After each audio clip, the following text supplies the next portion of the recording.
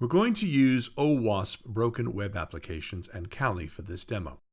First, go to OWASP Broken Web Applications page using its IP address or the domain name if you defined it in the host file. I use owaspbwa.com domain name, which is mapped with the IP address of the host machine. Now, on the main page, I click BWAP link, which brings you to an extremely buggy web app. Log in to the app. The username is bee, as in the insect, and the default password is bug. Now there's a list inside the opened page. Find Directory Traversal file item inside the list, select it, and press the hack button at the bottom of the list. There's a message inside the open page that says, "Try to climb higher, Spidey." Okay, let's try then. When we look at the URL, we see the part page equals message.txt. Always be suspicious of these kind of input fields. Does the message.txt file point directly to a file inside the server? What if I change the file name or path? To understand what happens when I try to reach another file inside the web server, let's make a little preparation before. Go to OWASP-BWA virtual machine.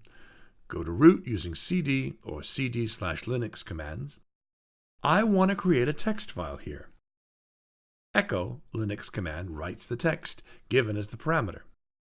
Here our text is, "We have an alternative!" The greater than character redirects the output to the target, and I give the target as mymessage.txt. Check the file with the cat command. We see that it contains our message. Now let's go back to the BWAP app and try to access this mymessage.txt file. I put the file to root, so I have to navigate to root first. In Linux systems, // characters are used to bring you to the outer folder. If you put enough numbers of // characters, you can reach the root folder. What happens if you put // characters when you're at the root? Well, absolutely nothing. So you can put // in as many times as possible. Then write the file name you want to access, mymessage.txt, and hit enter. As you can see, the text on the page has changed. We have an alternative. That means we accessed an arbitrary file inside the web server. Now we can try to access the critical systems files. Since // worked fine, we'll assume that the operating system of the web server has a Unix or Linux or BSD-based operating system.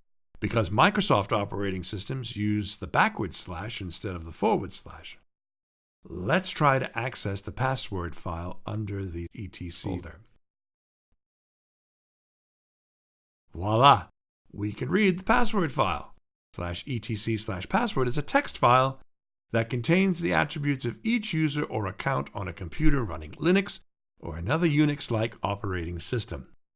What else? Can we reach the shadow file? The /etc/shadow file stores actual passwords in encrypted format for users' accounts with additional properties related to user passwords. No, we cannot access the shadow file with the privileges of the current user.